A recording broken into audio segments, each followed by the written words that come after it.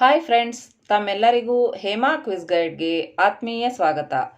Friends, ನಾವಿಂದು 10 ಪ್ರಶ್ನೆಗಳೊಂದಿಗೆ ನಿಮ್ಮ ಮುಂದೆ ಬಂದಿದ್ದೇವೆ. ನೀವು ಅವುಗಳಲ್ಲಿ ಎಷ್ಟು ಪ್ರಶ್ನೆಗಳಿಗೆ ಸರಿಯಾದ ಉತ್ತರವನ್ನು ಊಹಿಸಿದ್ದೀರಿ ಎಂದು ಈ ಸಂಚಿಕೆಯನ್ನು ಸಂಪೂರ್ಣವಾಗಿ ವೀಕ್ಷಿಸಿದ ನಂತರ ಕಮೆಂಟ್ ಬಾಕ್ಸ್ನಲ್ಲಿ ತಿಳಿಸಿ.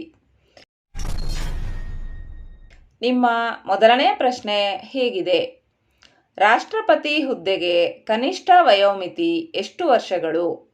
ನಿಮ್ಮ ಆಯ್ಕೆ ಹೀಗಿದೆ: ಆಪ್ಷನ್ ಎ 25 ವರ್ಷಗಳು, ಆಪ್ಷನ್ ಬಿ 28 ವರ್ಷಗಳು, ಆಪ್ಷನ್ ಸಿ 30 ವರ್ಷಗಳು, ಆಪ್ಷನ್ ಡಿ 35 ವರ್ಷಗಳು.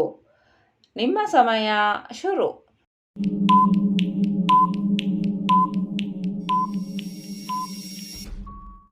ಸರಿಯಾದ ಉತ್ತರ: ರಾಷ್ಟ್ರಪತಿ ಹುದ್ದೆಗೆ ಕನಿಷ್ಠ ವಯೋಮಿತಿ 35 ವರ್ಷಗಳು.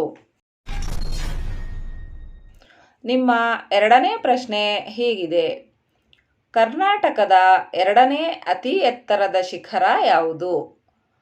ನಿಮ್ಮ ಆಯ್ಕೆ ಹೀಗಿದೆ: option A Mullayanagiri, option B Baba Budangiri, option C Kudremukh, option D Kodachadri. ನಿಮ್ಮ ಸಮಯ ಶುರು.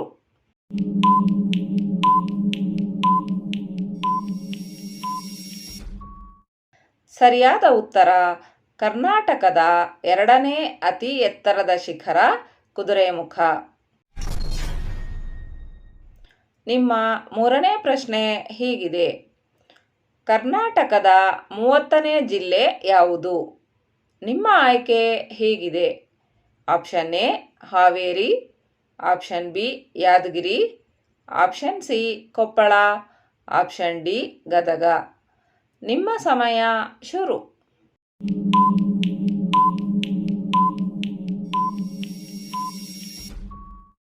ಸರಿಯಾದ ಉತ್ತರ: ಕರ್ನಾಟಕದ 30ನೇ ಜಿಲ್ಲೆ ಯಾದಗಿರಿ. ನಿಮ್ಮ ನಾಲ್ಕನೇ ಪ್ರಶ್ನೆ ಹೀಗಿದೆ: ಕರ್ನಾಟಕದ ವಿಧಾನಸಭೆಯ ಮೊದಲ ಮಹಿಳಾ ಸ್ಪೀಕರ್ ಯಾರು?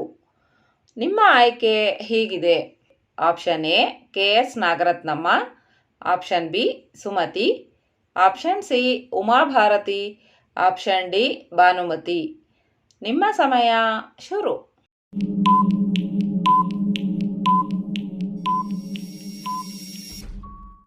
ಸರಿಯಾದ ಉತ್ತರ: ಕರ್ನಾಟಕದ ವಿಧಾನಸಭೆಯ ಮೊದಲ ಮಹಿಳಾ ಸ್ಪೀಕರ್ KS ನಾಗರತ್ನಮ್ಮನವರು.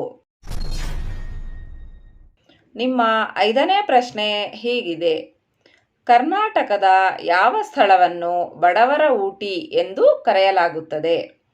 ನಿಮ್ಮ ಆಯ್ಕೆ ಹೀಗಿದೆ: option A Agumbe, option B Madikeri, option C Sakleshpur, option D Jog falls.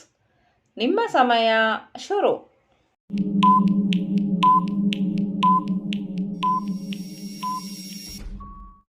ಸರಿಯಾದ ಉತ್ತರ: ಸಕಲೇಶಪುರವನ್ನು ಬಡವರ ಊಟಿ ಎಂದು ಕರೆಯಲಾಗುತ್ತದೆ. ನಿಮ್ಮ ಆರನೇ ಪ್ರಶ್ನೆ ಹೀಗಿದೆ: ಕರ್ನಾಟಕದ ಚಿರಾಪುಂಜಿ ಎಂದು ಯಾವ ಸ್ಥಳವನ್ನು ಕರೆಯಲಾಗುತ್ತದೆ? ನಿಮ್ಮ ಆಯ್ಕೆ ಹೀಗಿದೆ: option A Agumbe, option B Madikeri, option C Sakleshpur, option D Jog falls. ನಿಮ್ಮ ಸಮಯ ಶುರು.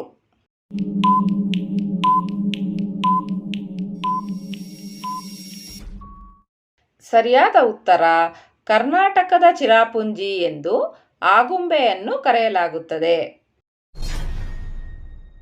ನಿಮ್ಮ ಏಳನೇ ಪ್ರಶ್ನೆ ಹೀಗಿದೆ: ಮಂಗಳೂರಿನ ಬಂದರು ಕರ್ನಾಟಕದ ಯಾವ ಜಿಲ್ಲೆಯಲ್ಲಿದೆ?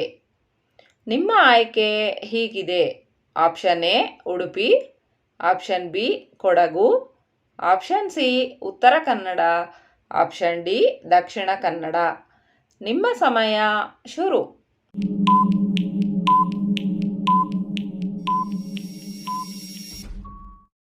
ಸರಿಯಾದ ಉತ್ತರ: ಮಂಗಳೂರಿನ ಬಂದರು ಕರ್ನಾಟಕದ ದಕ್ಷಿಣ ಕನ್ನಡ ಜಿಲ್ಲೆಯಲ್ಲಿದೆ. ನಿಮ್ಮ ಎಂಟನೆಯ ಪ್ರಶ್ನೆ ಹೀಗಿದೆ: ಸುಪಾ ಅಣೆಕಟ್ಟನ್ನು ಯಾವ ನದಿಗೆ ಕಟ್ಟಲಾಗಿದೆ? ನಿಮ್ಮ ಆಯ್ಕೆ ಹೀಗಿದೆ. ಆಪ್ಷನ್ ಎ ಕಬಿನಿ ನದಿ, ಆಪ್ಷನ್ ಬಿ ಕಾಳಿ ನದಿ, ಆಪ್ಷನ್ ಸಿ ಕೃಷ್ಣಾ ನದಿ, ಆಪ್ಷನ್ ಡಿ ಕಾವೇರಿ ನದಿ. ನಿಮ್ಮ ಸಮಯ ಶುರು.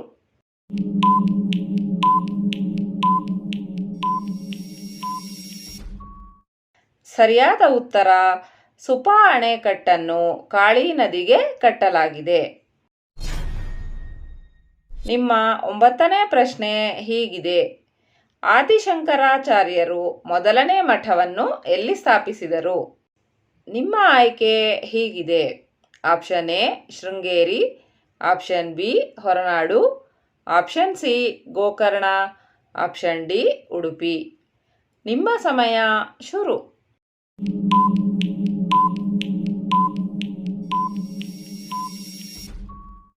ಸರಿಯಾದ ಉತ್ತರ ಆದಿಶಂಕರಾಚಾರ್ಯರು ಮೊದಲನೇ ಮಠವನ್ನು ಶೃಂಗೇರಿಯಲ್ಲಿ ಸ್ಥಾಪಿಸಿದರು. ನಿಮ್ಮ 10ನೇ ಹಾಗೂ ಕೊನೆಯ ಪ್ರಶ್ನೆ ಹೀಗಿದೆ.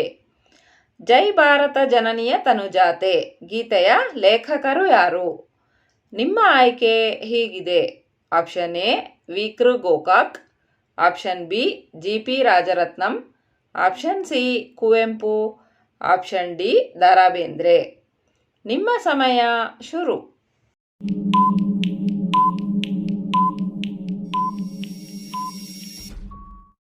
ಸರಿಯಾದ ಉತ್ತರ ಜೈ ಭಾರತ ಜನನಿಯ ತನುಜಾತೆ ಗೀತೆಯ ಲೇಖಕರು ಕುವೆಂಪುರವರು. ಫ್ರೆಂಡ್ಸ್, ಈ ಸಂಚಿಕೆಯನ್ನು ನೀವು ಯೂಟ್ಯೂಬ್ನಲ್ಲಿ ವೀಕ್ಷಿಸುತ್ತಿದ್ದರೆ ದಯವಿಟ್ಟು ನಮ್ಮ ಚಾನಲನ್ನು ಸಬ್ಸ್ಕ್ರೈಬ್ ಮಾಡಿ, ಅಥವಾ ಈ ಸಂಚಿಕೆಯನ್ನು ನೀವು ಫೇಸ್ಬುಕ್ ಮತ್ತು ಇನ್ಸ್ಟಾಗ್ರಾಮ್ನಲ್ಲಿ ವೀಕ್ಷಿಸುತ್ತಿದ್ದರೆ ನಮ್ಮ ಪೇಜನ್ನು ಫಾಲೋ ಮಾಡಿ. ಫ್ರೆಂಡ್ಸ್, ಮತ್ತೆ ಸಿಗೋಣ ಮುಂದಿನ ಸಂಚಿಕೆಯೊಂದಿಗೆ. ನಮಸ್ಕಾರ.